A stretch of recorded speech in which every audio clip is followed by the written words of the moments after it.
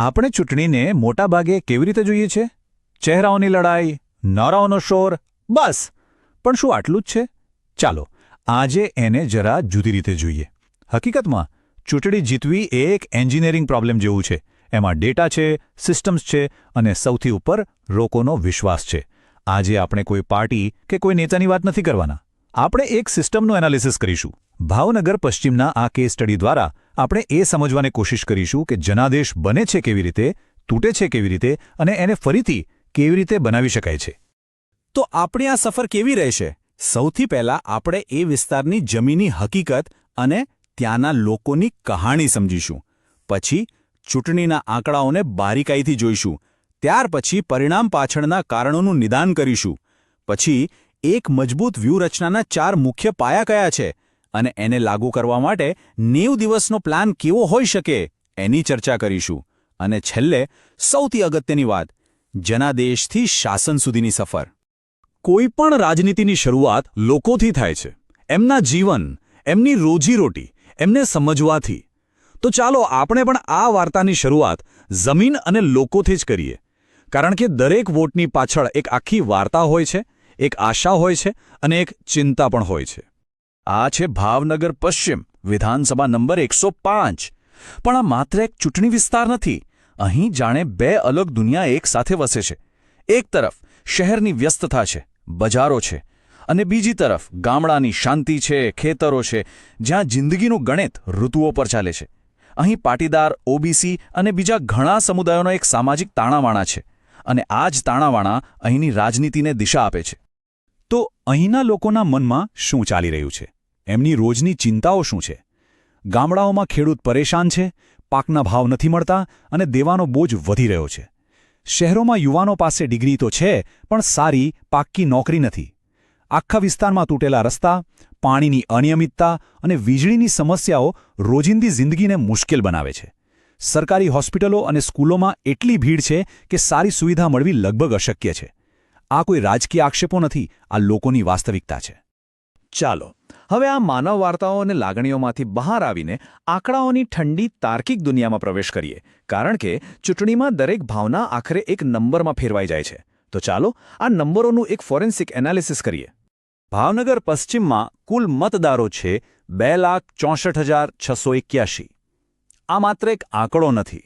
આ 2.5 લાખથી વધુ લોકોની આશાઓ અને નિર્ણયોનો સરવાળો છે. કોઈ પણ રાજકીય ગણિતનો પાયો આ સંખ્યાથી જ શરૂ થાય છે.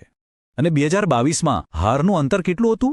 41,922 વોટ. આ કોઈ નાની સૂની હાર નથી. આ બતાવે છે કે એક મોટો વર્ગ તમારી સાથે નથી. આ આંકડો એ પડકારનું સાચું માપ છે. આ કોઈ નાની ખાઈ નથી. આ એક મોટો પહાડ છે જેને પાર કરવાનો છે. રાજનીતિમાં સમસ્યાને બરાબર સમજવી એ અડધો ઉકેલ છે.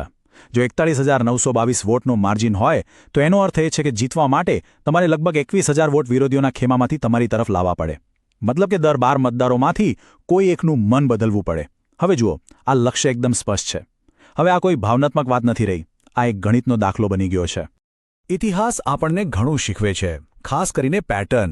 છેલ્લા દાયકાના પરિણામો જુઓ. 2017માં વિપક્ષને 37% વોટ મળ્યા હતા, જે એક મજબૂત આંકડો હતો.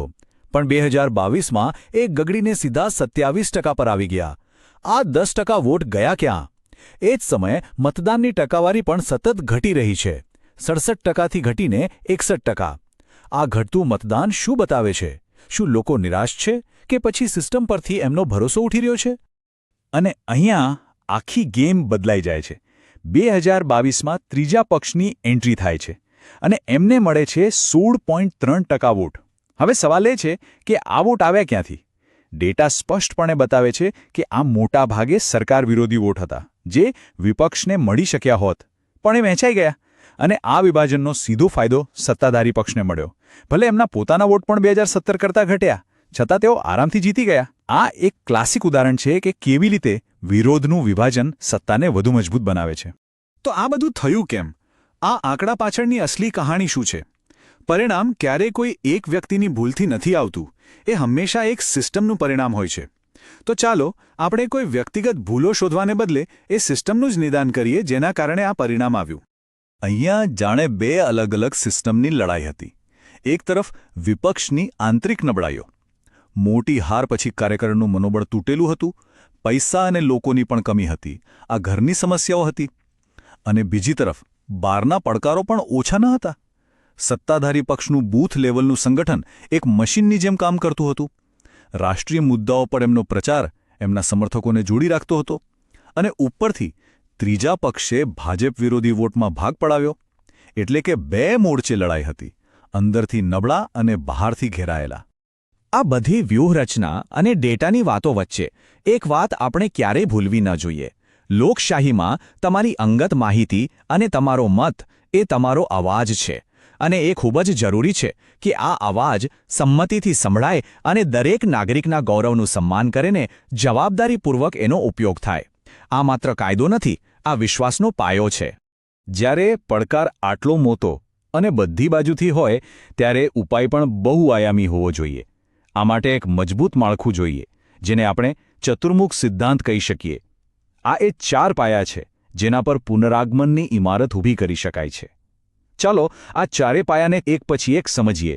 પહેલો પાયો છે ચૂંટણીલક્ષી. આનો સીધો મતલબ છે તમારા વિસ્તારને તમારી હથેળીનું જેમ જાણવો.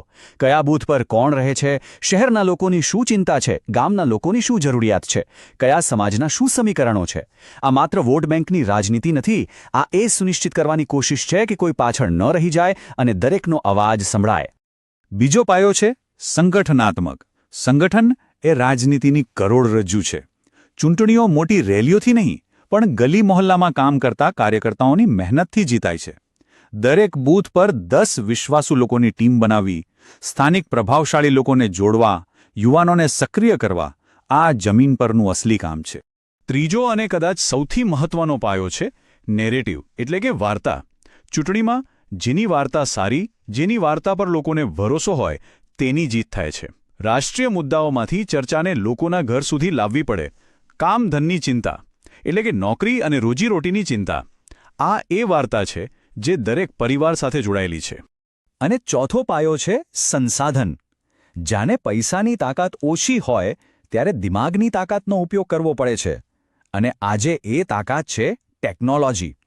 ઓછા ખર્ચે સાચા મતદાર સુધી સાચો સંદેશ પહોંચાડવો, લોકો પાસેથી નાનું નાનું ભંડોળ એકઠું કરવું, ટેકનોલોજીનો ઉપયોગ કરીને પૈસાની કમીને પૂરી કરવી. ઓકે, તો આ 4 પાયા તો સમજાઈ ગયા, પણ સિદ્ધાંતને અમલમાં કેવી રીતે મૂકવો? આ માટે એક ચોક્કસ ટાઈમ બાઉન્ડ એક્શન પ્લાનની જરૂર છે. અને એ છે 90 દિવસની વિનિંગ બ્લુપ્રિન્ટ, વાપસીની એન્જિનિયરિંગ. આ કોઈ એક દિવસની રમત નથી. 90 દિવસ પહેલા બૂથ લેવલની તૈયારીઓ શરૂ થાય છે. 60 દિવસ પહેલા લોકો સાથે સંપર્ક વધારવામાં આવે છે, નાની નાની મીટિંગો થાય છે.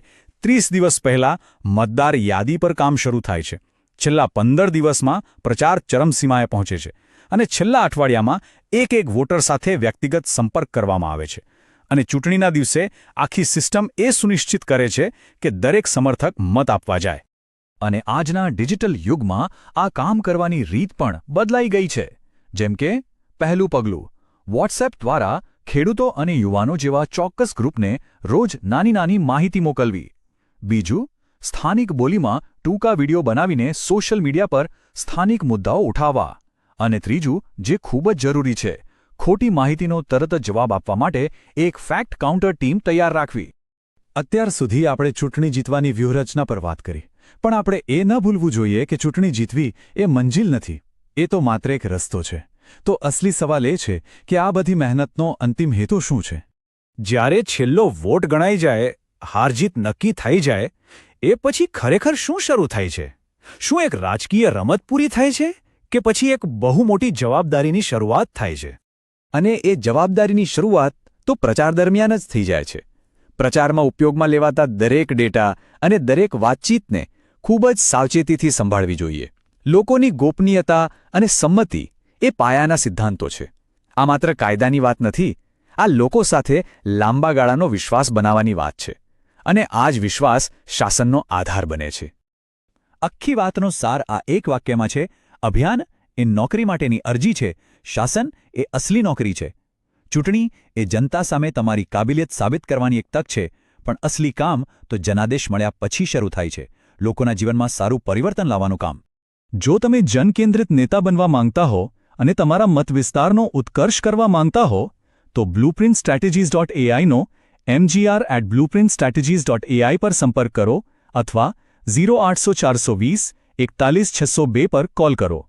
રાજનીતિથી પરનો હેતુ.